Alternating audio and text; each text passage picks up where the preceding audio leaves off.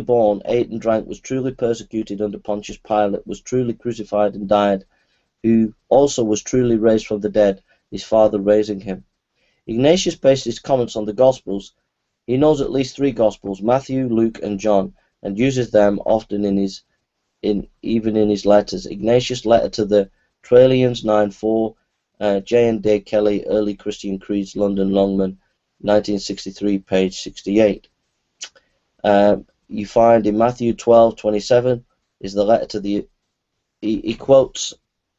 Ignatius quotes Matthew 12:27 in his letter to the Ephesians in chapter 14, verse 2. He quotes Luke 24:39 in his letter to the Smyrnaeans in chapter 3, verse 2. He quotes John chapter 3, verse 8 in his letter to Philadelphia in chapter 7, verse 1.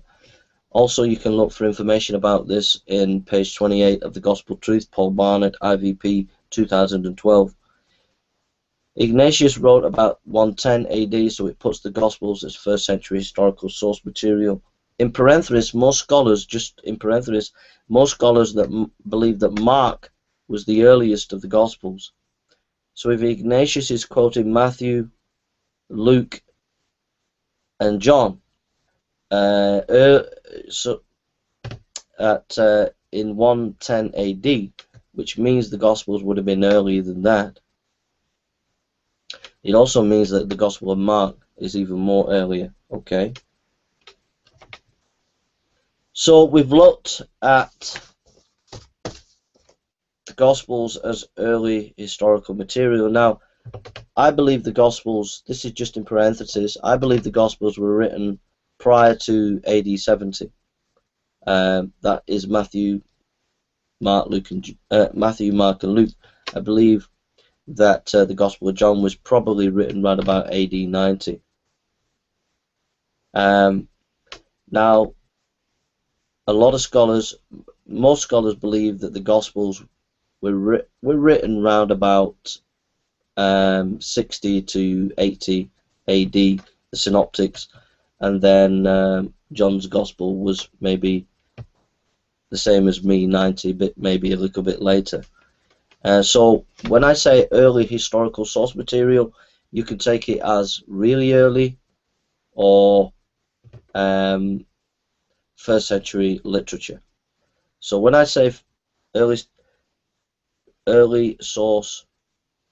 historical source material, I'm generally using it in the sense of the 1st century. Okay. How early? I take it as early as possible before we have historical source material before the destruction of the temple in 70 AD. But it doesn't matter so long as we get the Gospels in the 1st century. The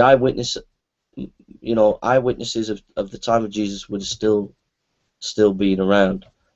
So either way, it's early historical source material.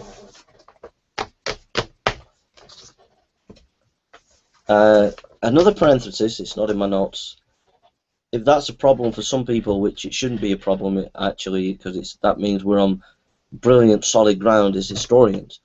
But Dr. Keener, an ex-atheist who's a Christian, has done some real good work on oral tradition and showed how the ancients were very good at passing on information through oral tradition. They had bigger trained memories to do that. So if you say, well, it took, say the first gospel written 40 years after Jesus' life, things could have changed. But if you studied 1st century oral tradition and how they passed on information, that kind of argument just doesn't stand to scrutiny.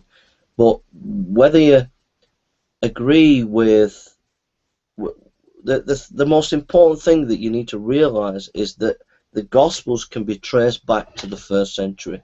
Once we've done that, I don't think you have an argument as a skeptic. I don't think you have an argument to make about anything concerning whether that material is good material for for historical investigation. If we can trace it back to early source material, that's just brilliant. As a historian, you should get excited. And when you compare the historical source material for the life of Christ as compared, say, to Muhammad, the earliest historical material that we start to get on Muhammad is 200 years after his life. And you compare him to Jesus, and we are in such a different world. It's much more accurate, much more closer to the situation. Okay, so these are just parenthesis things. They're not in my paper, all right. But I just putting that in, just if any atheist had some questions about that. If you want to find out more information, Google Dr. Keener on his Book of Acts, or go to his website, Keener,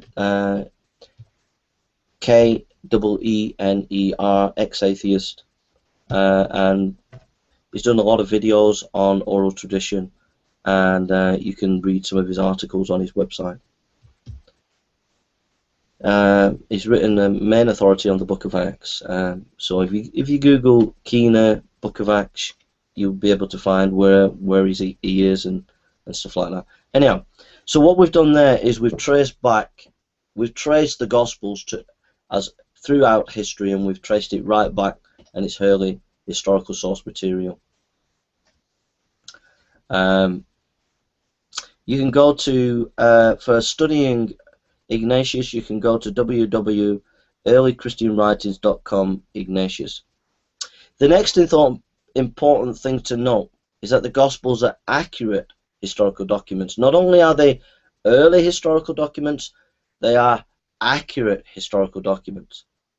The historical accuracy of John's Gospel in Bethsaida in John chapter 1 verse 44, the text tells us Andrew and Peter came from the city, were fishermen. The text tells us that Andrew and Peter came from this city and they were fishermen. Archaeologists have discovered a plethora of fishing implements in a house in Bethsaida. Cana, number 2, John chapter 2 verse 1 to 11. Archaeologists who think that Khirbet Cana is the place where Jesus did the miracle of turning water into wine found storage facilities for water pots. Mount Gerizim. John comments on this mountain in John chapter